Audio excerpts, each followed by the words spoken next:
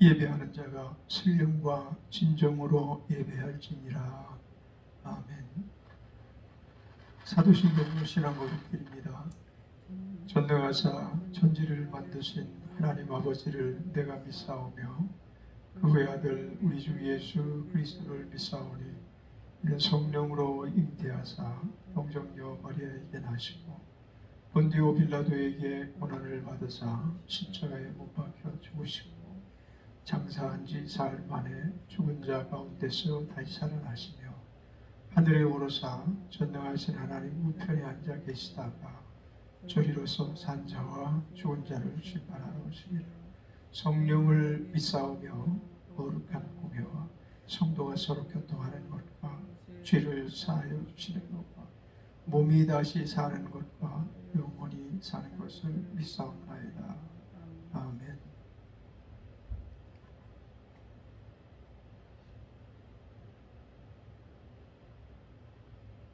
사도전서 21장. 하나님 아버지 새벽 비명에 주님께서 살아가시는 은혜의 보좌로 나와 하나님을 예배하며 찬송을 드리며 기도할 수 있게 은혜 베풀어 주시니 감사합니다. 지난 밤에도 꿈속에서도 평안을 또한 감동을 은혜를 베풀어 주시사 아침 일찍 모든 피곤을 뒤로 하고 이제 주께서 주시는 새로운 힘을 공급받아 하나님의 원하시는 대로의 삶, 뜻대로 이루시고자 하시는 가운데 그 모든 걸음걸음마다 하나님의 인도하심과 보호하심으로 우리가 나아갈 바를 온전히 나아가게 하시고 주께서 온전히 이루실 것을 부족한 저희들을 통해서 또한 이루어 나가시는 한 날이 되기를 원합니다. 돌보시고 은혜 베풀어 주시고 함께 하시는 가운데 한 날의 모든 시간이 소중하게 또한 하나님과 화목을 이루는 시간이 되게 하옵소서. 오늘 이 아침에 하나님의 큰 은혜를 사모하며 우리 모두가 다 주 아래 머리 앞에 우리 주님을 경배하고 찬양하는 시간이 우리 주님께서 은혜 주시는 소재가 되게 하여 주시고 또한 번제가 되게 하여 주시옵소서. 감사 찬양 주께 돌리며 예수님의 이름으로 축복하며 기도드렸습니다. 아멘. 하나님의 말씀은 고린도후서 6장 말씀을 보시겠습니다.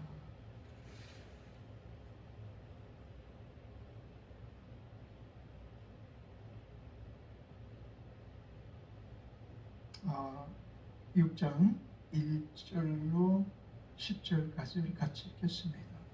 고린도후서 6장 1절로 10절까지입니다.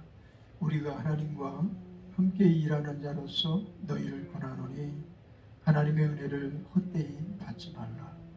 가라사대 내가 은혜 베풀 때에 너를 듣고 구원의 날에 너를 도왔다 하셨으니 보라 지금은 은혜 받을 만한 때요 보라 지금은 구원의 날이로다.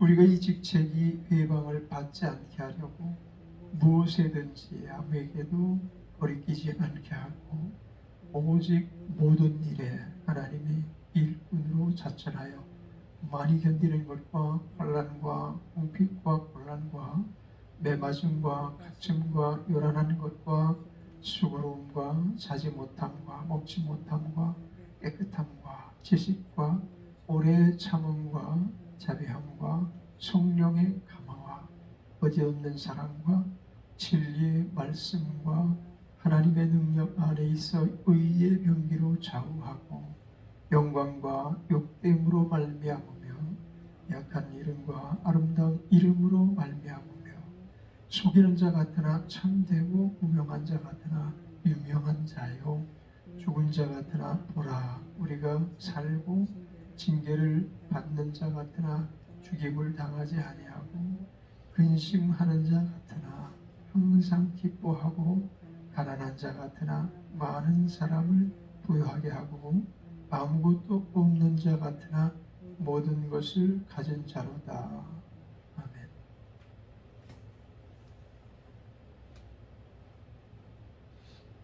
오늘 읽은 본문 말씀을 가지고 이번 한 주 동안 새벽 시간을 통해서 담고 있는 하나님의 말씀이 우리에게 무엇을 바라고 계신가, 어떻게 우리를 요구하고 계신가, 또 어떻게 기르고 계신가 하는 내용을 아마 함께 생각해 보고자 합니다.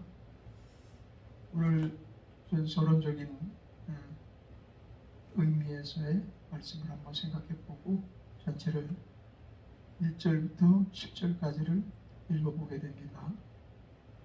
첫째 1절에서 말씀하시길 우리가 하나님과 함께 일하는 자로서 너희를 권하노니 하나님의 은혜를 헛되이 받지 말라 라는 내용의 말씀을 하고 계시죠. 우리가 하나님과 함께 일하는 자로서 너희를 권하노니 누구에게 지금 하는 말씀입니까? 하나님의 일을 하는 자들에게. 그러니까 하나님께 부르심을 받은 자들은 모두 다 하나님의 일을 하는 자들이죠. 하나님께 부르심을 입었다라는 것은 구원받은 모든 성도를 일컫는 말입니다. 적게는 물론 사역자에게 해당하는 이야기가 되기도 하겠지만 모든 사람들이 다 사역자인 것은 우리 고린도후서 5장을 말씀을 우리가 들으면서 읽으면서 많은 부분 이해가 되는 내용을 담고 있었던 것을 기억합니다. 그래서 하나님의 일은 사명자만 하는 일이 아니고 예수 믿는 구원받은 하나님의 자녀된 모든 사람들은 다 주의 종이기 때문에 그 의미에서 보면 그 중에서 또 교회를 말씀을 섬기는 종이 있고 교회에서 여러 가지 직능을 가지고 봉사하는 종들이 있겠지만 전체적인 의미에서 보면 모두가 다 하나님 일하는 자예요. 일하지 않는 자는 먹지도 말라라고 성경 말씀하고 계신데 이건 육신적인 어떤 배고픔, 육신적인 그 힘을 공급하기 위해서 그의 의미의 말이기 전에 먼저는 하나님의 일하지 않는 자는 우리가 받은 은혜를 생각할 때 우리가 받은 하나님의 그 사랑과 은총과 그 놀라운 축복을 하나씩 열거할 필요조차 없이 먼저 사망의 종노릇하던 우리를 하나님께서 생명으로 사망을 이기게 하심으로 이제는 우리가 하나님의 종이 되게 된 것입니다. 이례적으로 이 땅에서 살다가 결국은 멸망에 가증한 자들이 가야 할 지옥으로 갈 수밖에 없었던 우리들이 웬말이오 웬일이지 하나님의 은혜 가운데 구속을 받고 구원을 받은 뒤에 하나님의 자녀로 영생하는 생명으로 덧입었으니 이 큰 축복 안에서 우리가 무엇을 게을리하겠느냐. 모두가 다 그 한 가지만으로도 이제 일하지 않고는 먹을 수 없다라는 일념으로 살아가야 될 줄 믿습니다. 그래서 우리가 하나님과 함께 일하는 자로서 바울 사도께서 우리에게 예수님을 대신해서 권하는 내용의 첫 번째 요청의 말씀이 무엇입니까? 은혜를 헛되이 받지 말라라는 내용입니다. 은혜를 헛되이 받지 말라. 근데 은혜도 여러 가지 의미에서 해석이 가능합니다. 세상적인 의미에서 은혜라는 측면도 이루 말할 수 없이 많은 영역에 도포되어 있는 은혜입니다. 그런데 그것은 진정한 은혜가 아니에요. 왜냐하면 이례적인 단회적인 은혜라고 볼 수 있어요. 그걸 또 엄밀한 의미에서 보면 은혜라고 말할 수 없어요. 정말 진정한 은혜는 어떤 것이 하나님의 은혜인가 하면 바로 하나님의 은혜. 그 앞에 하나님의 은혜라는 말이, 하나님의 은혜라는 용어가 들어가지 않고서는 은혜가 될 수 없다는 거죠. 참 하나님의 은혜는 결코 우리가 헛되이 받아서는 안 됩니다. 많은 의미에서 많은 사람들에게 있어서 은혜는 모두 필요한 것. 누구 하나도 은혜 없이는 살 수 없어요. 은혜가 은혜되게 하려면 우리는 진정 하나님께서 나를 향한 사랑을 알지 않고서는, 하나님께서 우리를 향한 사랑이 무엇인지 알지 않고서는 은혜를 받을 수가 없다라는 것이 전제되어야 될 거예요. 하나님은 우리를 미워하는 분이 아니고 하나님께서는 우리를 사랑하시는 분인 것입니다. 그래서 사랑하는 자들에게 주시는 것이 먼저는 은혜의 보따리 안에 담겨 온다는 거예요. 우리가 무엇인가 막 노력하고 받는 것은 은혜가 아닙니다. 세상은 대가를 요구하죠. 어떤 의미에서 보면 열을 받기 위해서는 적어도 10 이상 되는 대가를 요구하는 것입니다. 우리가 슈퍼마켓이나 상점에 가서 물건을 구매할 때 어떤 물건을 구매하잖아요. 그러면 물건 안에는 반드시 마진이 있어요. 우리가 매입하는 물건 안에는 적어도 상인들이 그 물건을 파는 정도의 마진, 팔아서 남기고 자기들이 생활하기 위해서 필요한 마진이 꼭 들어가요. 그것이 적을 수도 있고 그것이 폭리가 될 수도 있어. 근데 폭리가 아니고 조금 싸게 샀으면 야, 오늘 수지 맞았다, 우리 그러죠.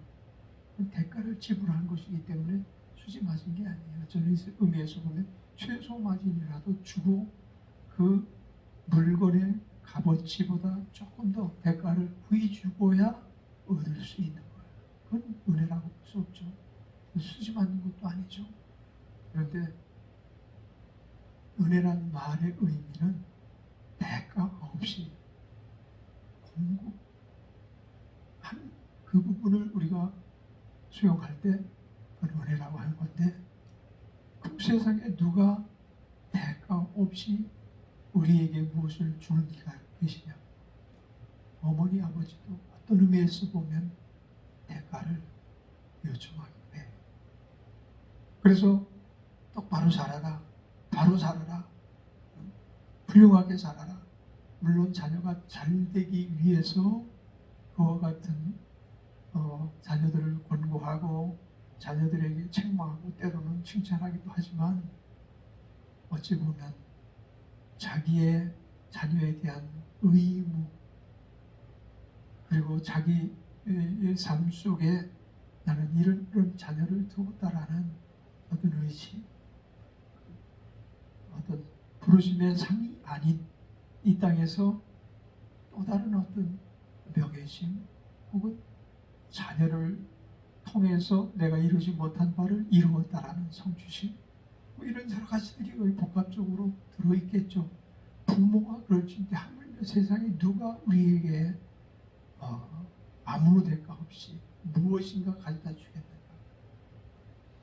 어떤 사람은 로또를 당선됐다고 그게 뭐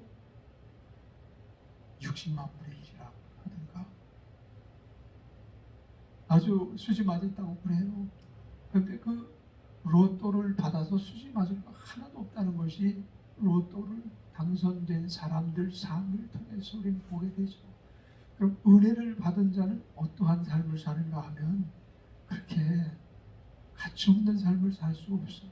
하나님의 은혜를 받을 때에 나타나는 증상이 무엇인가 하면 최고의 가치를 받고 살게 하시는 것이 은혜 안에 담겨 있는, 하나님께서 우리를 주시는 목적일 수도 있겠죠.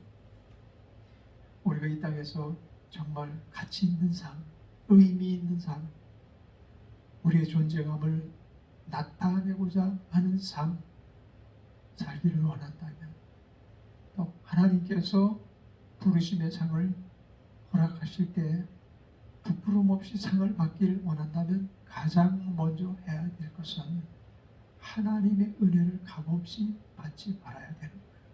자, 하나님의 은혜를 값없이 받지 말라는 말의 의미는 무엇을 의미하는가? 은혜를 받았으면 은혜 받은 자답게 살자라는 의미가 담겨 있다는 것입니다. 그래서 이제 그 뒤에 2절로부터 이제 우리가 읽은 10절까지는 은혜 받은 자로서의 삶이 과연 어떠해야 되는가라는 내용을 얘기하고 있는 거죠. 자, 우리는 오늘 고린도후서 6장 1절로 10절 말씀을 읽으면서 사도가 우리에게 권고하시는 말씀, 첫 번째, 우리는 하나님과 함께 일하는 자로서 하나님과 함께 일하는 자다. 일하는 자에게 있어서 가장 중요한 것은 하나님의 은혜를 은혜답게 받는 자가 되자. 절대로 헛되이 받지 말라. 헛되이 받았다는 이야기는 은혜를 받았음에도 불구하고 받은 것만큼 제대로 살지 못하고 있다라는 의미가 당연하리라는 것을 기억해야 될 것입니다. 하나님의 은혜를 받았으면 하나님의 은혜 받은 자로 살자라는 내용을 오늘 말씀을 통해서 생각해 보았습니다. 기도하겠습니다. 하나님, 우리가 하나님과 함께 일하는 자라는 황홀한 직책을 지닌 자가 되었습니다. 우리가 요청해서 된 일이 아니라 하나님께서 값없이 주신 은혜 가운데서 하나님과 함께 일하는 자가 되었습니다. 그렇다면 하나님과 함께 일하는 자 되었을 때 우리에게 있어서 가장 중요한 것이 계속되는 하나님의 은혜 안에서 사는 것인 줄 믿습니다. 하나님의 은혜의 깊은 골짜기에 머물러 우리 주님이 주시는 한량없는 은혜와 축복을 누리며 살게 하옵시고 이 은혜를 헛되이 받는 자 되지 않게 하옵소서. 예수님의 이름으로 감사하며 기도드렸습니다. 아멘.